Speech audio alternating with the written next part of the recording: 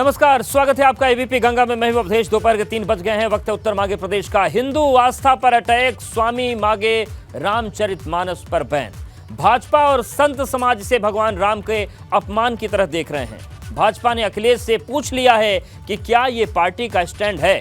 सुभाषपा ने भी अखिलेश यादव को घेरा है और पूछा है कि क्या लोटन राम निषाद की तरह स्वामी प्रसाद मौर्य को भी हटाएंगे। निषाद पार्टी के अध्यक्ष ने 2 कदम आगे बढ़ते हुए कहा है कि जिस तरह राम के साथ मिलकर निषादों ने रावण के साम्राज्य को खत्म किया था, उसी तरह भाजपा के साथ मिलकर दुख देने वाले लोगों का सफाया किया जाएगा। विरोध के सुर में मुलायम सिंह की बहू अपर्णा यादव भी आ गई हैं। स्वामी के चरित्र पर सवाल उठाया। काशी से प्रयागराज तक संत नाराज हैं। तो सवाल यह है कि क्या हिंदू आस्था को ठेस पहुंचाने के लिए सपा नेता ने जानबूझकर बयान दिया? क्या यह किसी साजिश का हिस्सा तो नहीं है? आखिर ऐसे बयान का मकसद क्या है जिनका एक सिलसिला चल पड़ा है?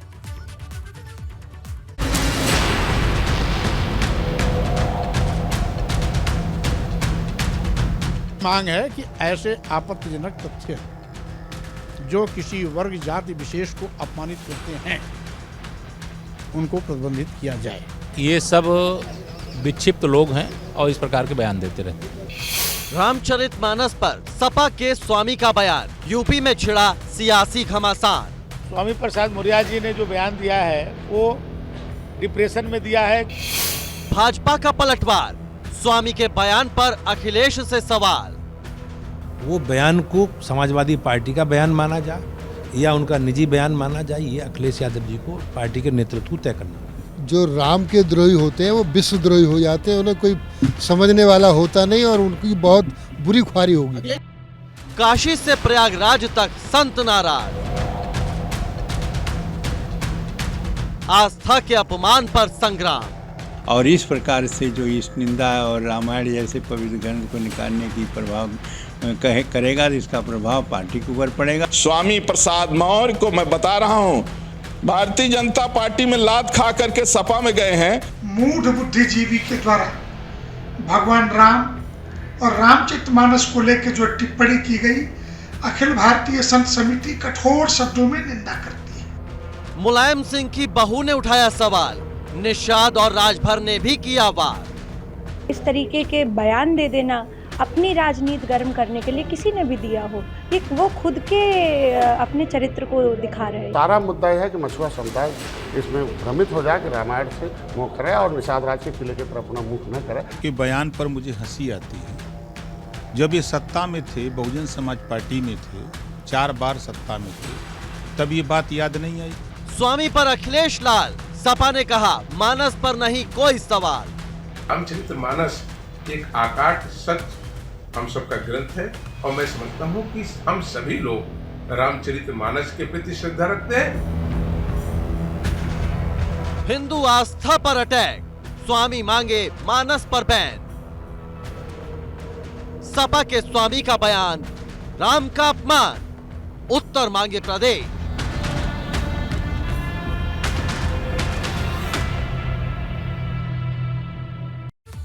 तो प्रतिक्रियाओं की बाढ़ लगी है। अक्सर जब कोई नेता विवादों में घिर जाता है तो बात को तोड़ मरोड़ कर दिखाने का आरोप लगाने दे लगता है। इसलिए सबसे पहले स्वामी प्रसाद की पूरी बात हम सुनते हैं, फिर उनके बयान पर हुए विवाद के बाद की प्रतिक्रिया भी सुनाएंगे और सब मेहमानों से भी पूछेंगे कि क्या आस्था पर हमला करना अब आम बात हो गई है? क्या ये हिंदू आस्था का अपमान नहीं है?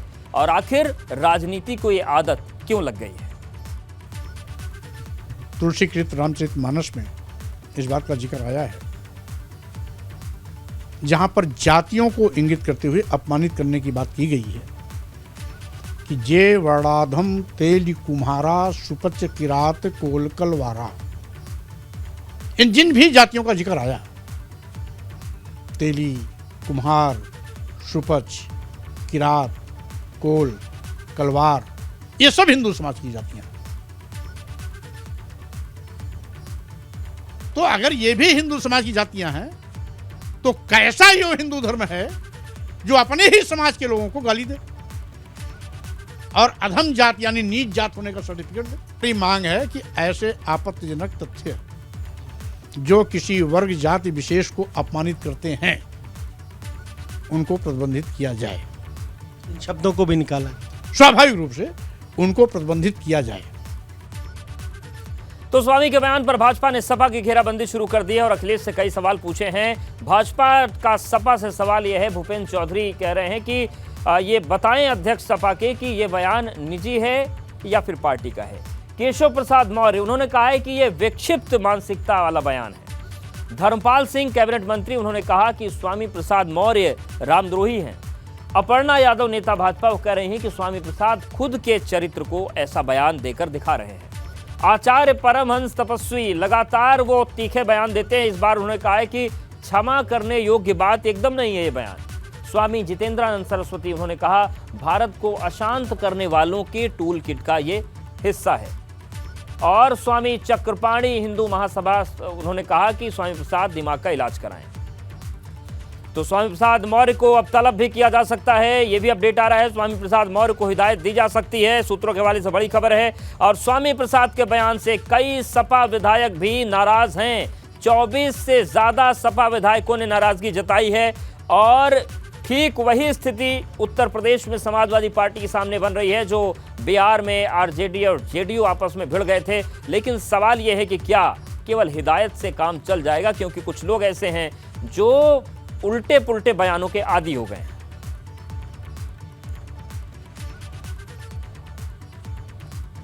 और चलिए सीधे मेहमानों का रुख करते हैं। हमारे साथ अरुण राजभर जी हैं, राष्ट्रीय मुख्य प्रवक्ता सुभाषपा, और हमारे साथ शिव योगी मौनी महाराज जी भी जुड़ गए हैं। आप दोनों का बहुत स्वागत है।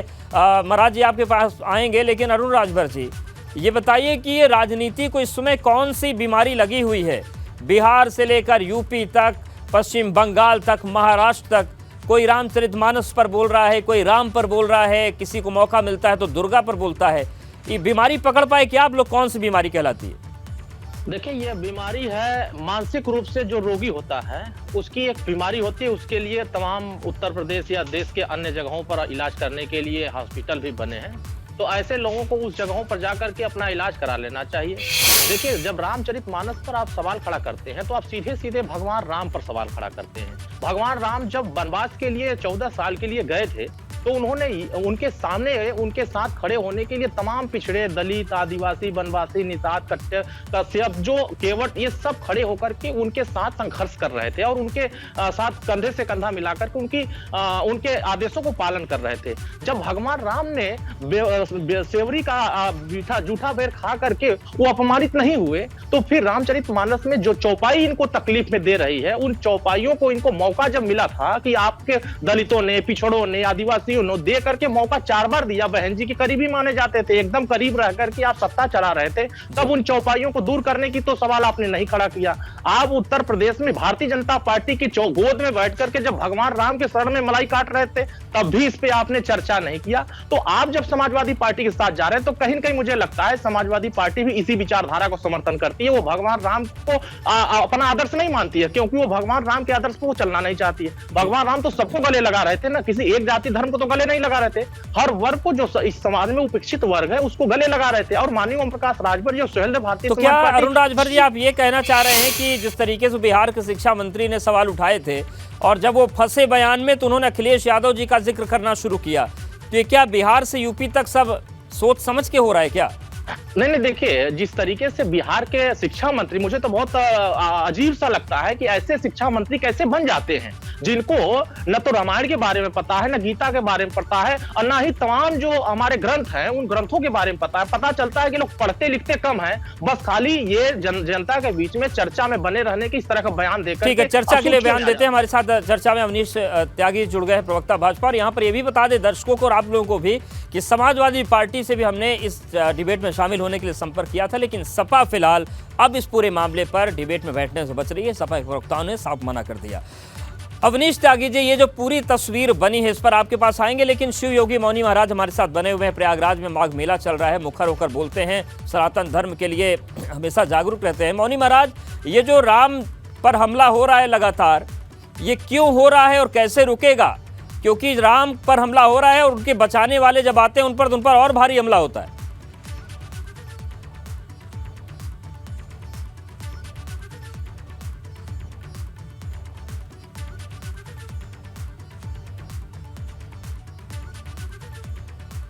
को मारो जूते चार। और जब बसपा में थे, जब वोट ले तो तब इन्होंने कहा हाथी नहीं गणेश है, ब्रह्मा विष्णु महेश है।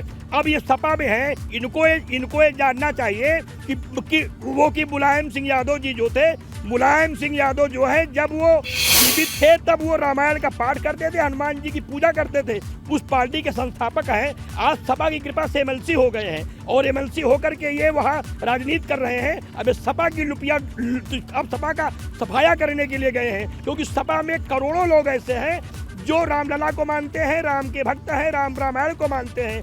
ऐसा उठपटांग का बयान अब वो नेता लोग देते हैं जिन नेता लोगों की राजनीति समाप्त हो गई है। तो सस्ती लोकप्रियता पाने के लिए स्वामी प्रसाद मौर्य जैसे पागलपन सवार लोगों को बीमारी पैदा हो गई है कि राम को गाली दो, गीता को गाली दो, रामायण को गाली दो, भारत माता को गाली दो, भारत का अपमान करो तो हमारी चर्चा होगी। क्योंकि अब इनको कोई पूछने वाला तो है नहीं। अब इस सपा का सफाया करने के लिए वहाँ चले गए हैं और माँ गंगा की कृपा होगी तो इनके इस पाप का दंड पूरी सपा को भोगना। लेकिन मौनी महाराज जी, मेरा एक सवाल और भी है, क्योंकि आप प्रयागराज की धरती से जुड़े हैं, माघ मेला लगा है, कुंभ की तैयारी चल रही है, देश भर के संत वहां आते हैं, और अगर इस तरीके के बयान बार बार उठे तो फिर मेरी बड़ी विनम्रता के साथ संत समाज से भी ये सवाल है कि क्या आप लोग इनको समझा नहीं पा रहे हैं रामचरितमानस और रामायण की इस तरीके की बात कर रहे हैं? संत समाज पर सवाल उठेंगे, क्यों ऐसी बात कर रहे हैं? आप लोग समझा नहीं पा रहे हैं क्या इन्हें?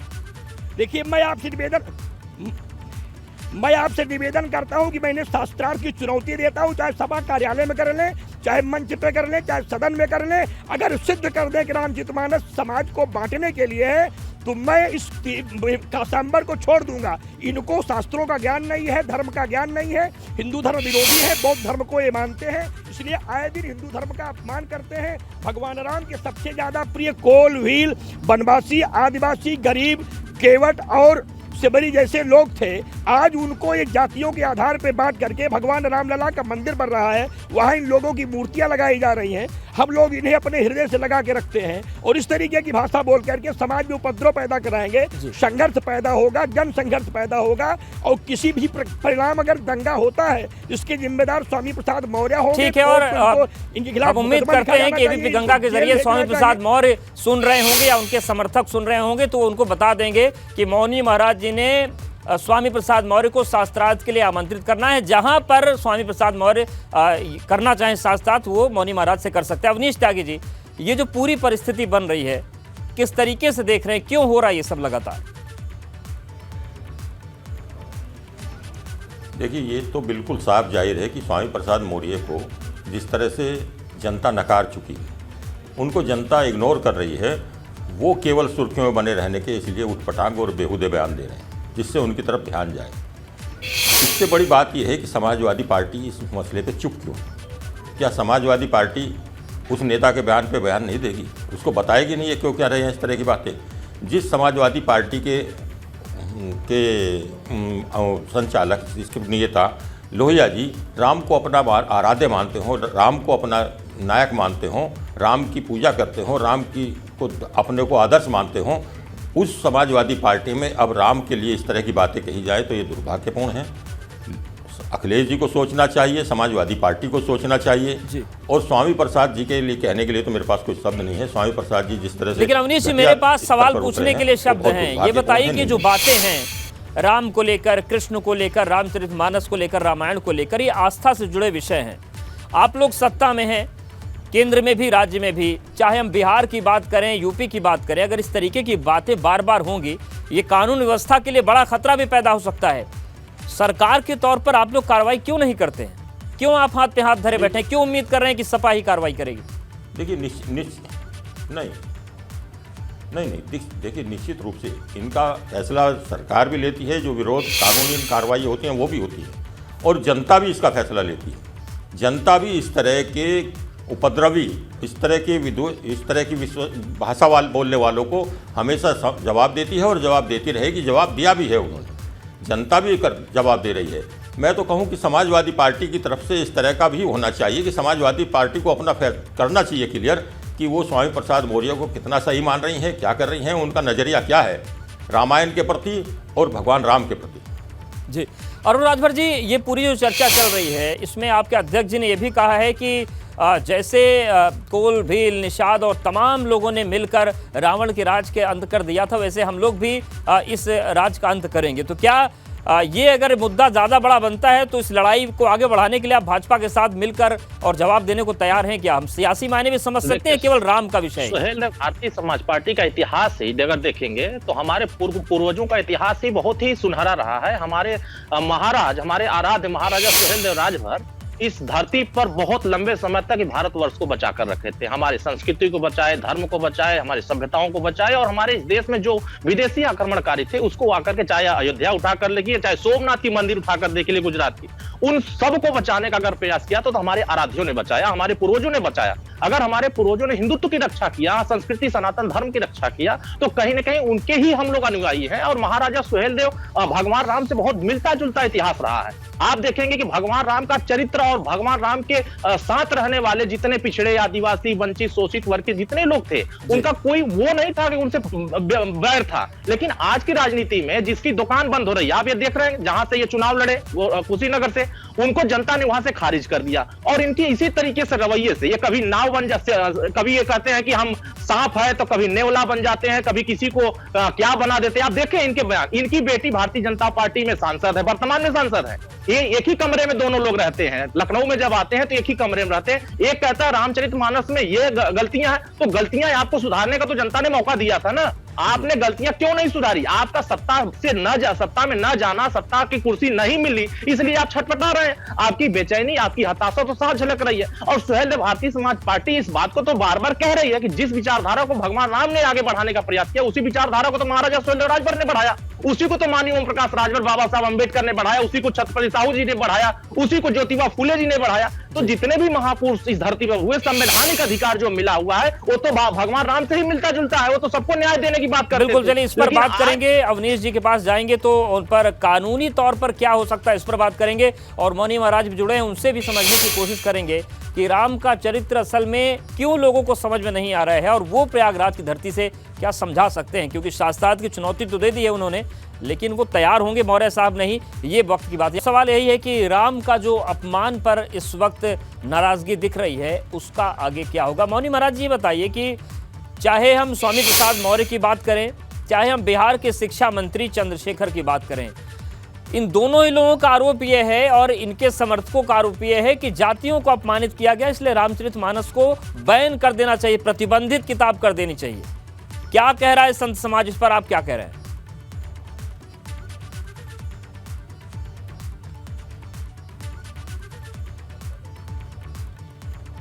ठीक है, मौनी महाराज जी के पास जाएंगे। अरुण राजभर जी, चूंकि अवनीश जी के पास मेरी आवाज नहीं पहुंच रही है और मौनी महाराज के पास भी, यही सवाल मेरा आपसे है। ये जो रामचरितमानस को बैन करने की मांग है, इस पर क्या जवाब मिलना चाहिए स्वामी प्रसाद मौर्य को?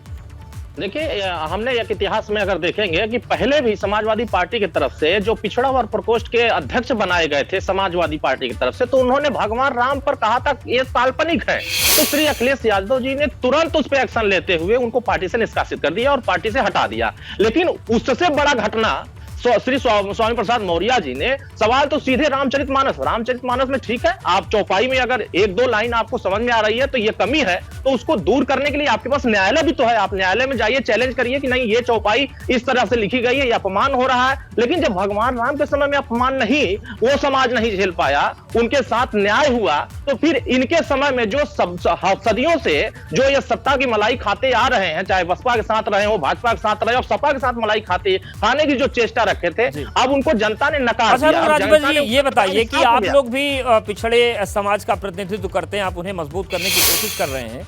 ये जो चौपाइयों को लेकर बार बार बातें सामने आ रही हैं, स्वामी प्रसाद मौर्य की या चंद्रशेखर यादव की या तमाम इनके साथियों की, ये केवल चौपाइयों की नासमझी है या फिर कोई सोची समझी सियासी रणनीति है बवाल मचाने की? देखिए, वो लोग भी अब असल में क्या है कि अब इनके पास कोई मुद्दा नहीं बचा है। जिन मुद्दों पर चुनाव ये लड़ चुके हैं और जनता ने इनको स्वीकारा नहीं है, जो चुनाव लड़े हैं उनमें जनता ने इनको स्वीकार नहीं कर रही है। चाहे भगवान राम की सोच क्या थी कि समाज के अंतिम कतार में बैठे व्यक्ति को अच्छी शिक्षा की व्यवस्था मिले, अच्छे उपचार की व्यवस्था मिले, अच्छे रोजगार की व्यवस्था मिले और सबको सुख समृद्धि, सबको एक समान अधिकार मिले। बाबा साहब भीमराव अम्बेडकर ने भी यही बात किया, संविधान में सबको एक बराबर, सभी धर्मों को, सभी मजहबों को, सभी पंथों को एक समान निगाह से देखा। फिर ये कौन होते हैं कि वो टारगेट करते हैं? देखिए, ये टारगेट करने का मसला ये है, चाहे वो बिहार हो, उत्तर प्रदेश हो, इन दोनों का एक प्लान चल रहा है कि भारतीय जनता पार्टी अगर हिंदुत्व की राजनीति कर रही है तो हम लोग भी हिंदुत्व के मंच पर आकर के राजनीति करें, जबकि इनके विचारधारा बाबा साहब भीमराव अम्बेडकर की हट करके हो रही है।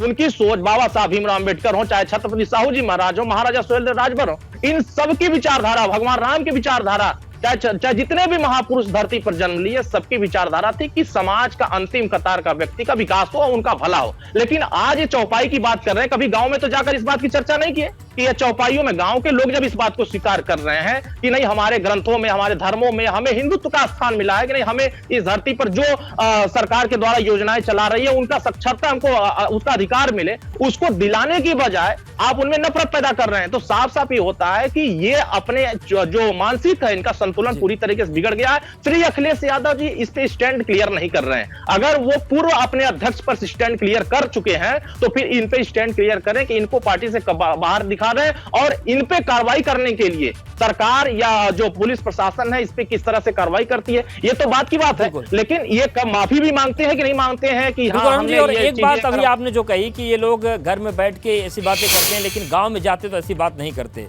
तो क्या इन्हें भी पता है क्या कि अगर गांव में जाएंगे और इस तरीके की बात करेंगे तो वहां पर विरोध भी हो सकता है, विरोध से ज्यादा भी हो सकता है? देखिए, इस धरती पर भगवान राम को मानने वाले हजारों करोड़ों लाखों लोग हैं और लाखों करोड़ों लोगों की एक आस्था है। हर धर्मों के अलग अलग मानने वाले लोगों की अपनी अपनी आस्था है और आस्था के साथ अगर कोई उनकी आस्था के साथ कोई खिलवाड़ करेगा तो मुझे लगता है ये गांव में भी जाने लायक नहीं रह जाएंगे। गांव में जाएंगे तो जो भगवान को मानने वाले, भगवान राम को मानने वाले हैं, महाराजा सुहेलदेव राजभर को मानने वाले हैं, डॉक्टर अम्बेडकर को मानने वाले हैं, तो कहीं ना कहीं इनको अस्वीकार करेंगे और इनको गांव से वंचित करेंगे। तो इसीलिए जाने लायक नहीं बचेंगे। बिल्कुल मौनी महाराज जी आपके पास आ रहे हैं। आप कथा को गद्यात्मक तौर से बहुत करते हैं, पद्यात्मक तौर से कहते हैं, संगीत बड़ा आपके कथाओं में रहता है। कुछ समझाइए इन लोगों को राम के बारे में। उन्होंने सीधे ये बोला है कि वो तो जात पात वाला ग्रंथ है रामचरितमानस और इसको बंद कर देना चाहिए, बैन कर देना चाहिए। देखिए, रामचरितमानस को अगर ये पढ़ें, रामचरितमानस के बारे में सोचें तब तो जाने ना। जब ये रामचरितमानस को मानते ही नहीं, बौद्ध धर्म के हैं, जब मेरे धर्म के बारे में जानते नहीं है तो ये केवल मेरे धर्म के बारे में गाली देने के लिए उनके पास और क्या बचा है? और जिस नेता के पास कुछ बचता नहीं है तो चर्चा में आने के लिए जिसकी राजनीति मर जाती है वो केवल रामलला को गाली देता है, रामायण को गाली देता है, गीता जला दीजिए, रामायण जला दीजिए, गंगा गंदी कर दीजिए, ऐसी उटपटांग की भाषा बोलता है कि उसकी राजनीति कहीं से जीवित हो जाए। धर्म विरोधियों से इनका संबंध है, कहीं न कहीं समय लगता है आतंकवादियों के भी संपर्क में है। उनके इशारे पर ऐसा भाषण देते हैं कि भारत का दो फाड़ हो जाए, भारत के जो लोग धर्म को मानते अलग हो जाए और भारत विरोधी एक अलग राष्ट्र हो जाए जिसमें इनका स्वामी प्रसाद मौर्य की भूमिका हो जाए। लेकिन इनका स्वप्न पूरा होने वाला नहीं है। ये भारत को बांट नहीं पाएंगे, समाज को बांट नहीं पाएंगे। गरीब अमीर इस देश में सब रहेंगे, हिंदू मुसलमान सिख ईसाई इस देश में रहते हैं, सब इसी देश में रहेंगे। इनके कहने पर कोई व्यक्ति बंटने वाला नहीं है। ये कोलभील के नाम पर, गरीब के नाम पर, अमीर के नाम पर, जात के नाम पर, व्यवस्था के नाम पर समाज को बांट देंगे तो नहीं बांट पाएंगे। अंग्रेज नहीं बांट पाए, आक्रांता नहीं बांट पाए, स्वामी प्रसाद मौर्य जैसे लोग हिंदुस्तान को नहीं बांट पाएंगे। इनकी हैसियत नहीं है, ये हिंदुस्तान को ललकारना चाहते हैं। हिंदुस्तान की जनता इनको समझदार है, लेकिन अगर कानून व्यवस्था ऐसे ही समाज पर सब छोड़ के बैठे रहेगी तो मान लीजिए कभी कोई अराजकता फैल गई तो संभल नहीं पाएगी। इसमें क्या आपको लगता है कि इस पर कानूनी एक्शन होने चाहिए इस तरीके की चीजों पर?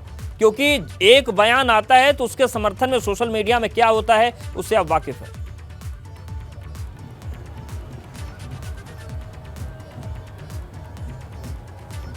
अवनीश जी, मेरा सवाल आपसे था।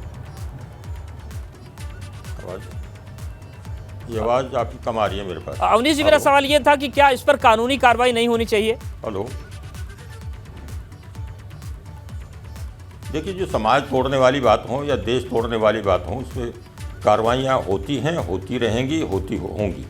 परंतु मैं इससे पहले कह रहा हूँ कि समाज भी न्याय करता है। जब समाज से कोई तिरस्कृत हो जाता है, समाज से कोई दूर कर दिया जाता है या समाज से बाहर कर दिया जाता है, ऐसे तत्वों पर समाज से बड़ी कार्रवाइयाँ कभी नहीं होती और वो कार्रवाइयाँ जनता ने करनी शुरू कर दी हैं।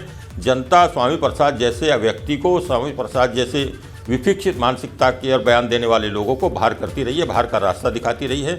पिछले चुनाव का हाल देख लीजिए, केवल सुर्खियों में के लिए ये बयान देना ये बहुत दुर्भाग्यपूर्ण है। इनको समाज भी और कानून तो अपना कार्य करेगा ही करेगा। जी बिल्कुल, और होना भी चाहिए, लेकिन अब देखने वाली बात होगी कि क्या सियासी रंग रहता है। बहुत शुक्रिया विनीश जी आपका। अरुण राजभर जी आपका भी बहुत धन्यवाद समय निकालने के लिए, और मौनी महाराज जी आपका भी बहुत धन्यवाद हमारे साथ जुड़ने के लिए और संत समाज का पक्ष रखने के लिए। तो हिंदू आस्था पर अटैक के बाद स्वामी प्रसाद मौर्य चारों तरफ से घिर गए हैं, लेकिन सवाल यही है कि अब सपा का स्टैंड क्या होगा, सपा अध्यक्ष का स्टैंड क्या होगा और स्वामी प्रसाद मौर्य का स्टैंड आगे का क्या होगा उत्तर मध्य प्रदेश में फिलहाल इतना।